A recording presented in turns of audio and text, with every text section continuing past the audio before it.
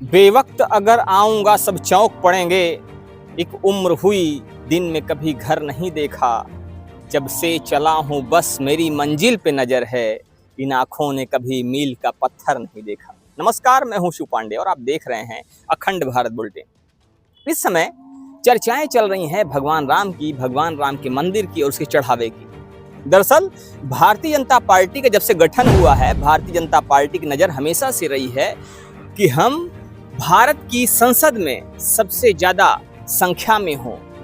Bharatiya Janata party में से नजर रही है कि हमारी छवि सबसे अच्छी हो। भारतीय जनता पार्टी की हमेशा से कोशिश रही है कि वो बेहतर करे, लेकिन कुछ ऐसे काम होते हैं जो कि उसकी छवि को भी खराब करने की कोशिश करते हैं। और कुछ ऐसा ही हुआ है इस समय उत्तर प्रदेश की राजनीति में। जी हाँ, उत्तर प्रदेश और उत्तर प्रदेश का राम मंदिर, जिसको लेकर इसमें चर्चाएं चल रही हैं, क्योंकि उत्तर प्रदेश के राम मंदिर को लेकर चर्चाएं ये हैं कि उसके चढ़ावा में करोड़ों रुपए की चोरी हुई है। और करोड़ों रुपए की चोरी में आखिर मास्टरमाइंड कौन है, इस बात पर भी लगातार बयानबाजियां हो रही हैं।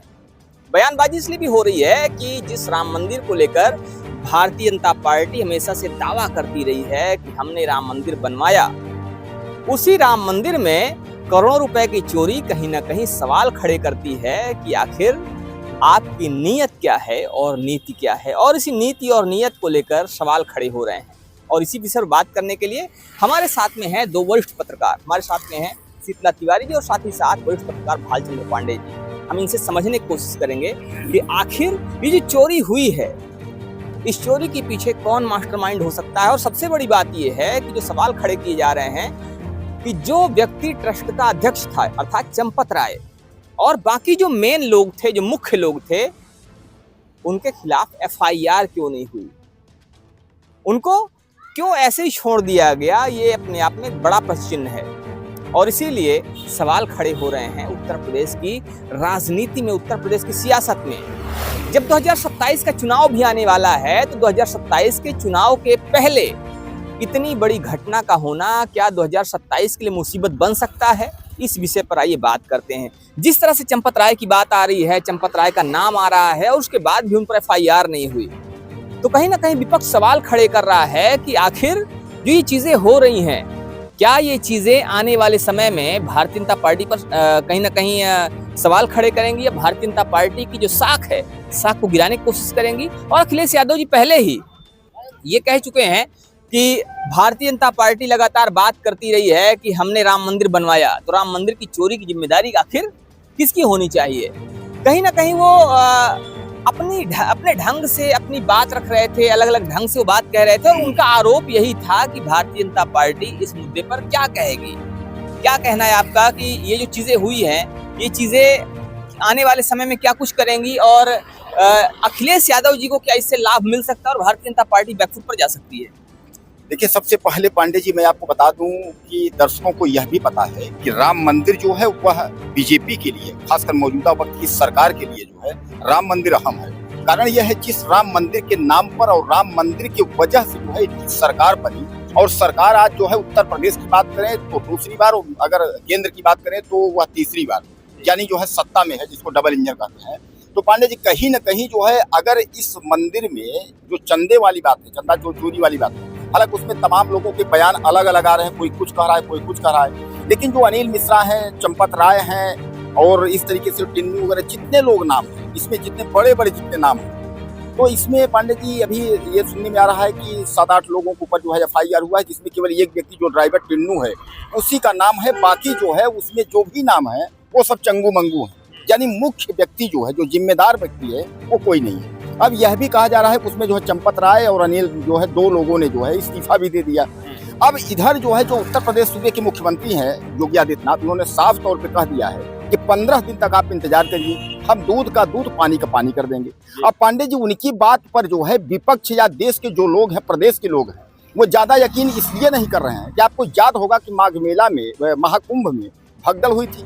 भगदड़ में जो आंकड़ा मौतों का था वो 80 और 100 के पार था, लेकिन जो है इनकी संख्या 30 के पार गई नहीं। चलिए वो तो ठीक है, वो सरकार ने जो संख्या जारी की ठीक है। अब उसका जो जिम्मेदार है, यानी भगदड़ कैसे हुई, क्या हुई, उसकी जिम्मेदारी जो है किसके ऊपर गई, उस पर क्या कार्यवाही हुई, उसमें भी यही कहा गया था दूध का दूध पानी का पानी होगा।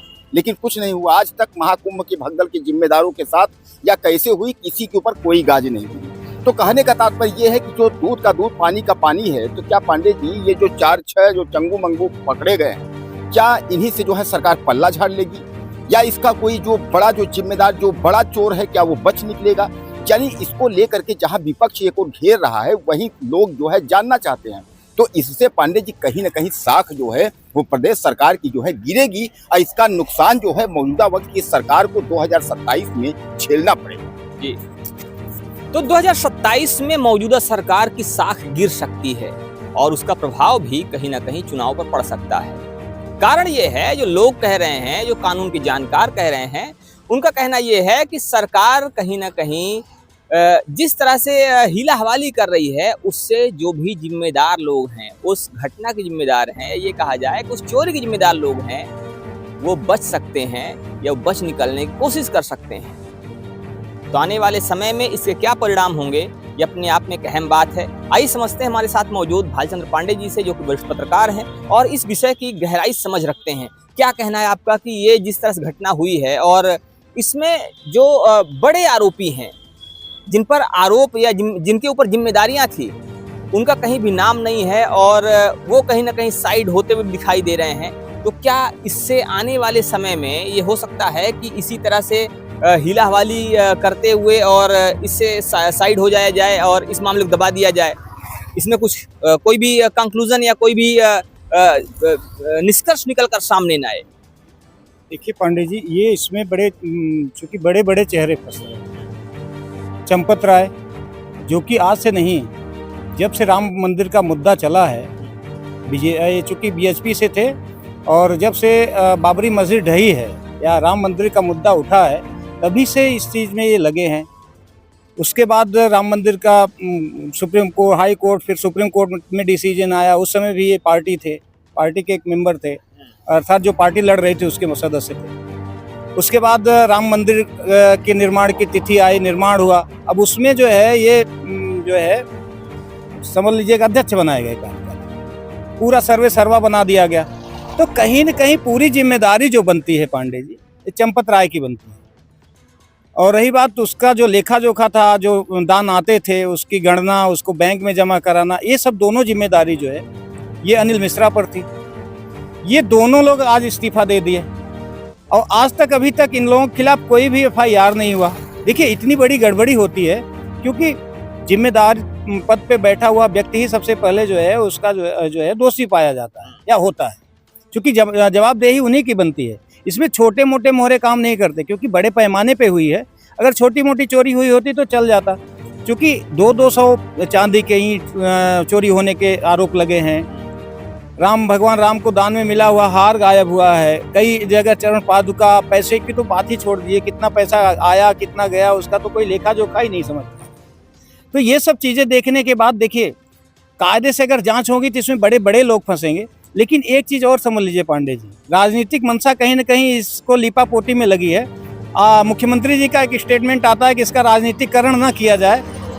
ये जो है भगवान राम से जुड़ा है, अगर इसका गलत दुष्परिणाम हो सकता है, भुगतने के लिए तैयार है। इस तरह धमकी भी दी जा रही है कहीं राजनीतिक लोगों द्वारा। तो कहीं न कहीं इसको दबाने का प्रयास किया जा रहा है और वहीं दब जाए जहां पर है, ऐसा प्रयास भी गवर्नमेंट या सत्ता पक्ष कर रही है।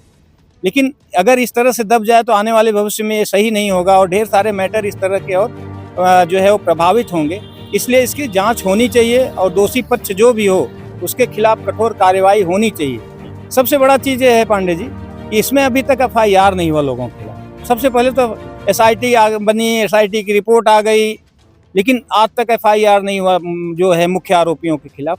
ये कहीं ना कहीं एक संशय की स्थिति है और संदिग्ध बताती है। इसके खिलाफ कहीं ना कहीं गवर्नमेंट को जरूर संज्ञान में लेना चाहिए। तो क्या मामले की लीपापोती करने की कोशिश की जा रही है? क्या मुख्य आरोपियों को बचाया जा रहा है?